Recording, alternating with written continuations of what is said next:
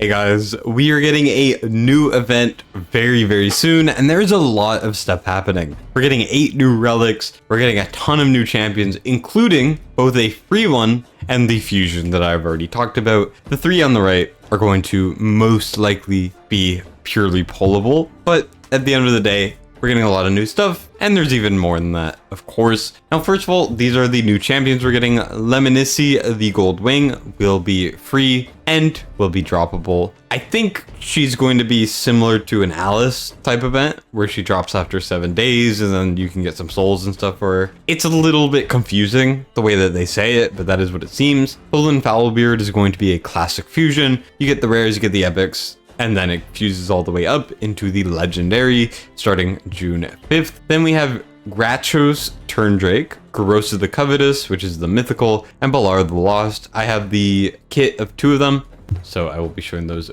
If you want to get some of my favorite champions in Raid for free, click my link in the description right now to get a free Karato Fox Hunter, as well as 3 amazing epic champions as you level up. Now here's what to do to get them. Number 1, log out of Plarium Play on PC and uninstall the game. Next, click the link in the description and register with a brand new email. Next, you're going to launch the game and complete the tutorial. Afterwards, you should just be able to go to your inbox and claim your first legendary champion. Next, for the epics, you're going to get them as you level up. Now, there's a chance to get a free Karato Fox Hunter as a starter champion, as well as Fayne, Uugo, and Vergis as you progress through the game. These are some very strong heroes, and you can get it all by clicking my link right now. Now, first of all, let's talk about Lemnisci the Gold Wing. So we don't know anything really about her, apart from her design, which is frankly somewhat interesting. We do get a lot of free champions of a few basic factions, which we are getting in this case too. But realistically, we're getting essentially a little bit of information on this, which is the phase 1, which is stolen stuff, the event dungeons coming out, which is exciting on June 5th. Once again, we're getting a coalition event, and then Lemnisci the Gold Wing, the free champion, is going to be about a month later at around July 3rd. Now it says champion chase event, but that's actually just simply what it's called. So if I go over here, this is the Skeletor event from honestly quite a while ago. And as you can see, there's a 7-day login followed by another 7, which gets you souls. And similar to the Alice event, as another example, you can get even more souls after. These are very worth going for. They're very easy to do, and they're called chase events. So this technically counts as a champion chase event, I think. So we will be getting one of these for Lemnisci Goldwing. And honestly, I think she looks pretty damn cool. Also, just to confirm, the official raid account does say that it is a free legendary champion available later from the Lemnisci chase, similar to the other chases such as Alice chase, etc. So we will be getting her for free. It's just such a confusing wording. It is a mess, I will admit. But that is, at the end of the day, what it's going to be. Now, when we get the event, we are going to get a different type of map, similar to this, which is pretty cool. I think it looks a lot better, personally. Just a lot more interesting. But at the end of the day, it is for a limited time. Then we get to the relics. Now, the relics, let's see what they do, right? First, we have Tempus Morbidia, which is the first one. It is a rare. These are all event relics, obviously. This one decreases and steals turn meter effects are slightly less effective against the wearer, 15% in fact. And the more levels you get, the better it gets, to a total of 30%. This is a pretty solid relic, all things considered. Moving on, we get to Sinner's Cloak. Sinner's Cloak, wearer receives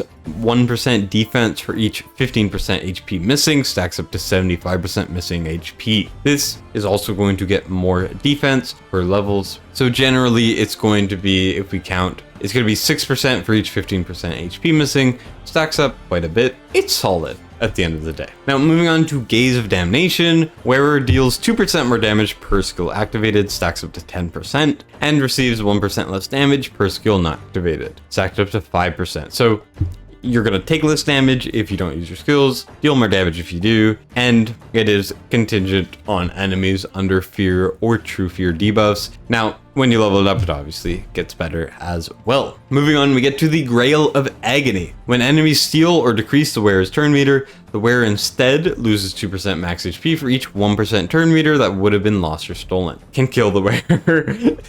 This one is kind of funny to me. I can just imagine people just straight up dying because I mean, turn meter reduction is one of the more common things in this game because it's really good. So just having someone die by it is very, very funny to me. Of course, when you do level it, you are going to lose less max HP. I feel like this one really needs the levels, or you're straight up just killing your unit. Now, to the final 4, we get Skull of Treason. HP burn debuffs placed by the wearer deal 10% more damage to enemies with higher max HP. So it's basically always 10% higher max HP because you usually use HP burn on bosses, which makes this a great artifact to have. Moving on to Gilded Pinion. I've never seen this word in my life.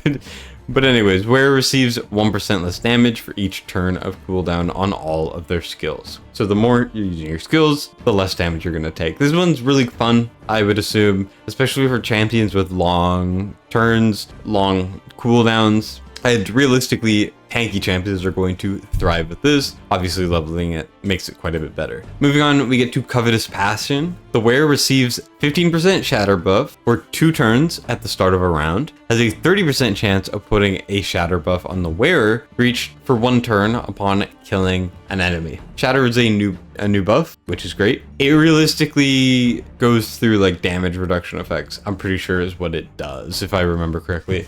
Now we move on to Crown of Corruption, where it deals 5% more damage, receives 5% speed when above 50% HP, and when it's below, where it deals less damage and loses speed. So not only is it better when healthy, it makes you so much worse when you are not. Now this one does also need the levels, and this one's very highly conditional. It is a lot of risk, a lot of reward, but I think this one has a lot of place because if you level it up 5 levels times 2, that's 10, you're gonna get 15% more speed, right? That's ridiculous, and more than that in damage. It's a very, very good relic in my opinion. Now moving on, let's go over very quickly the heroes. Now there are only 2 heroes that we have the kits for, and we start with Balar the Lost. So Balar the Lost is a Sylvan Watcher's legendary Spirit Affinity attack type champion, and he's a lot of fun. A1 attacks an enemy before attacking, places shield on this champion for 2 turns. The value is proportional to this champion's attack. It also has a 50% chance of placing poison sensitivity for 2 turns. This is pretty cool. Now, the second ability, attacks an enemy, has a chance of placing leech on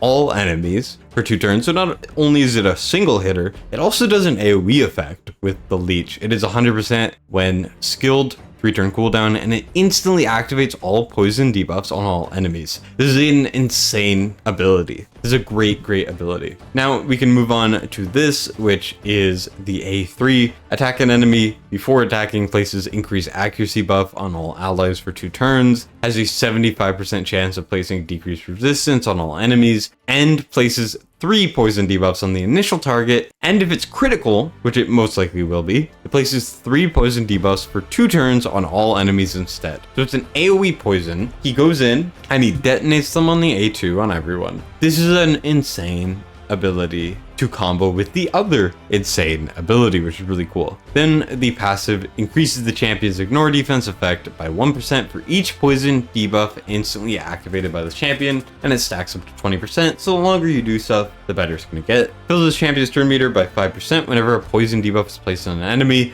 Combos so well with this kit. This guy is very, very strong. Great addition to the pool. Even though the pool is large as hell, it's a decent addition. Moving on, we get to Gracho's Turndrake. He is a legendary Spirit Affinity, they're both Spirit Affinity, HP champion from the Demon Spawn faction, and I think he looks amazing. Now, his kit, of course, A1, attack an enemy, ignores 25% of the target's defense, heals all allies with less than 50% HP by 10% of this champion's max HP. Pretty interesting A1. Now we get to the A2, which attacks all enemies 2 times. Each hit ignores 25% defense against targets with less than 50% HP. HP. First hit has a 100% when skilled chance of placing a 60% decreased defense debuff on each enemy for 2 turns. Second hit has a chance of placing block buffs on each enemy for 2 turns. Each hit ignores 25% resistance against targets with less than 50% HP. So he really capitalizes on low HP units, and not only is he placing defense down, he's also placing block buffs, which are 2 of the better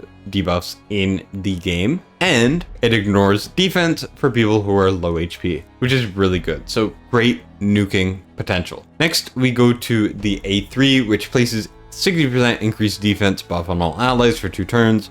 Also places a block damage buff on all allies for 1 turn. 3-turn cooldown. I love block damage abilities. This is a great ability. Now we get to the final passive, which is going to be if an ally has more than 50% HP and is under any buffs placed by this champion, mostly the A3, that ally deals 10% more damage. If an ally has less and is attacked by a champion under any debuffs placed by this champion, they receive 10% less damage. If there are multiple champions, then it will only do 1. This guy is a lot of fun and very good. These are 2 very strong champions, and I really want them, but I will never pull them. Let's be real. Now, to end things off, there is also a coalition event, as you can see right here. If you get points, you get stuff. It's pretty basic. I really hope the rewards are good, but I kind of lose my hope with these types of things. And finally, tomorrow, aka today, by the time this video gets uploaded, there's also going to be a 2x primals, which is a very rare event and a necessary event. If you're going to pull your primals, you should never pull your primals otherwise. So with that out of the way, that is everything I want to talk about. Thank you guys so much for watching, and I'm going to bed. Good night, guys. Have a good rest of your day.